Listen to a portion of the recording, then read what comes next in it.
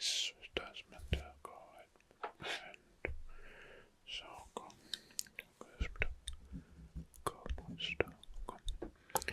så var det då går. Alright. So, oh, hi, hello, and welcome back. For one of the strangest ASMR topics that I think I'm gonna discuss or debate here on this channel. It is about the 1932 Emu War. Well, we can count this as Australia's strangest conflict ever, and we can insert this in the most bizarre military conflicts ever. And it was, I didn't know about it.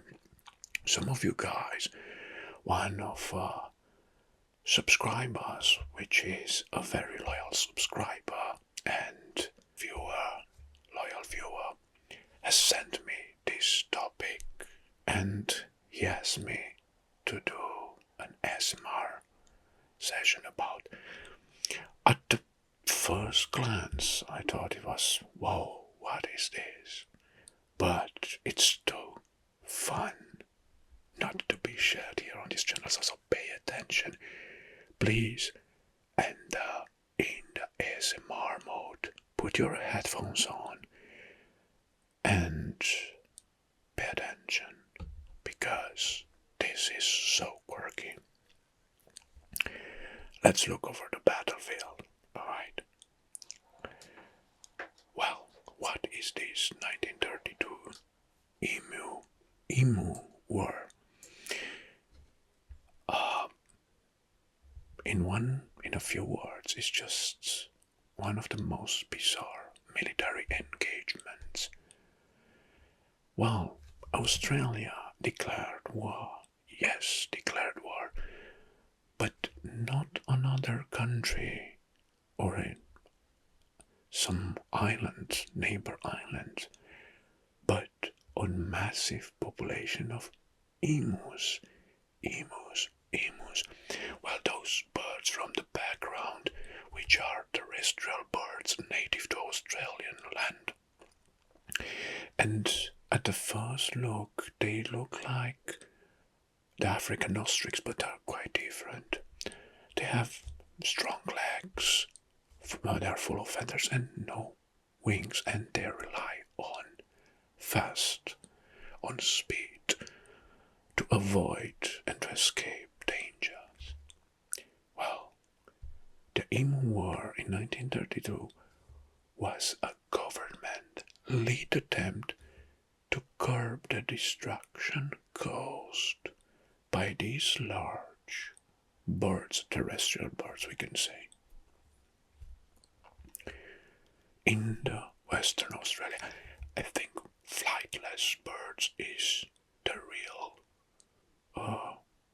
real word that fits perfect to describe these birds. However, now comes the best part. The Australian army failed, lose the battle. Oh, alright, so this was a spoiler, spoiler. However, what was supposed to be a simple pest control operation turned into a humiliating defeat for the Australian army. How the heck? Well, there is an entire story highlighting the resilience and adaptability of these unexpected creatures. First, we're gonna start with stats and figures. The duration of the war was just 1 month or less than 1 month between November and December 1932. The exact location was in the Western Australia, in an area on the Western Australia. I don't have here a map, so alright. The approximately numbers of emus there were 20,000 approximately. And the Australian army, Australian soldiers involved, only 2. The weapons used two were two Lewis machine guns from World War One. And we have even the count of the rounds or ammunition, ammunition used. Rounds fired, 2,500. There are a lot of rounds. The casualties on the emu sides between 200 and 300. So they fired 2,500 rounds and killed 200, 300 emus because these are related casualties. I don't know how many they wounded. Human casualty 0. Success rate was only 10%. And now the shocking facts. How the hell the Australian army lost this battle? Despite their firepower, superior firepower, the Australian soldiers failed to curb the emus population, leading to an embarrassing withdrawal. And the bullets weren't enough, because it was proved, well, they discovered that the emus proved to be highly resilient, often taking multiple shots before running away, almost unharmed. Okay, so this is some sort of natural protection against outside threats, even bullets, right? Some sort of armor, let's say. Good. Tactical genius of the emus. The emus adapted to attacks by spreading out in smaller groups. So they were a big group of, let's say, 10,000 emus.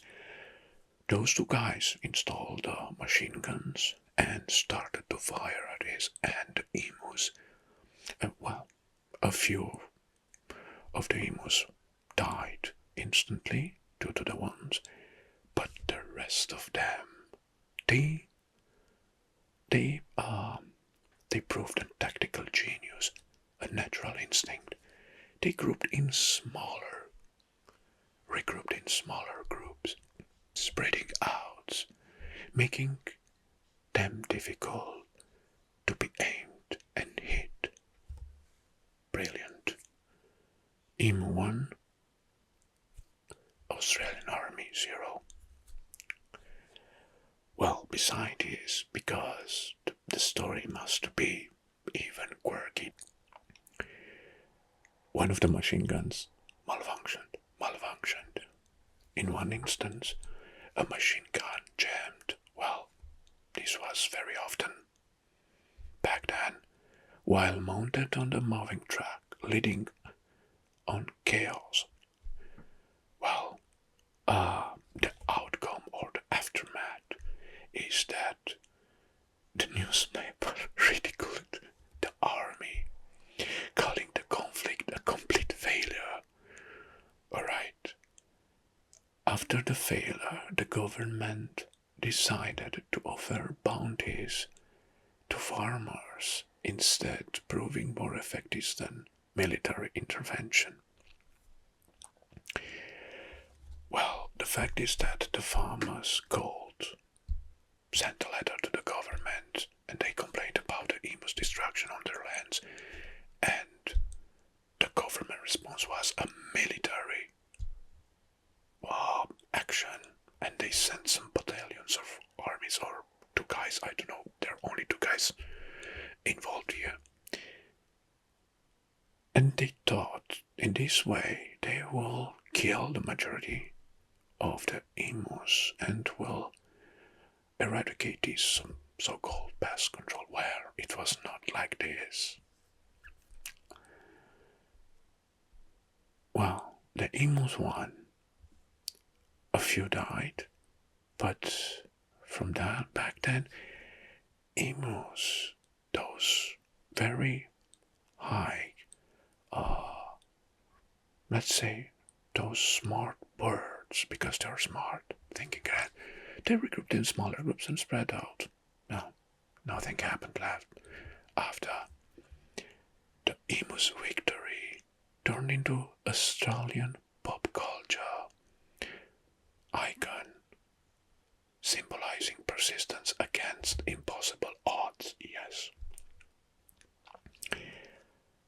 What was next? It was a second attempt, but that was denied. Military officials initially considered a second offensive in 1934. Oh my God! Now this story goes dramatic, but ultimately rejected the idea due to the public backlash and the aftermath of the first attempt. Right, well, the legacy. Well, the farmers somehow received some bounties and fencing assistance rather than military intervention. So the idea with the military convention was a complete failure, but they didn't know. They thought it was very like a war against an unarmed population of entities. Well, it proved that the emus were smarter. Another legacy is that with this conflict, the emu's reputation was boosted. The bird became unlikely, the symbol of defiance. And the emu continues to be a cultural phenomenon. The Emu War is now a subject of memes, jokes, and historical curiosity worldwide. Well, I didn't know about this topic, about this subject, and I was so shocked. And, well, back then, even if it was 1932, while we're talking, the interbellic period between the two wars when many companies and the technological advancement in military field was almost at its peak. It proved that the limits of military power in wildlife control doesn't apply like in the real world. In the real military conflicts, governments learned that unconventional solution, like fencing for example, worked much better than shooting the poor animals or warfare against the animals. The conflict has inspired books, films, and video games, keeping the legend alive. Even now, today, well, I'm very happy that I just found out and I learned something related to this conflict, but if someone had told me this story, I thought it was a fictional story about one way or another, the 1932 Emu War remains one of the history's strangest and most embarrassing military campaigns. What started as a pest control mission quickly turned it into a lesson of unpredictable nature. Well, so the soldiers were armed with machine guns. The emus had numbers, speed, and ability to dodge bullets, securing their place as one of the few species to have defeated the modern military. To Emu War lives on a fascinating historical, how can I call it? Historical oddity. Maybe a reminder that sometimes nature fights back in a most unexpected and unpredicted ways. By the way, this was a fun, quirky ASMR session, and I hope you enjoy this storytelling ASMR. Thank you very much for watching, and of course, by the way, feel free to let some comments below if you like this video, and of course, I'm open to correction if I fail or I said something wrong. Thank you very much for watching again, and until next time, bye bye. Surrender courage to us,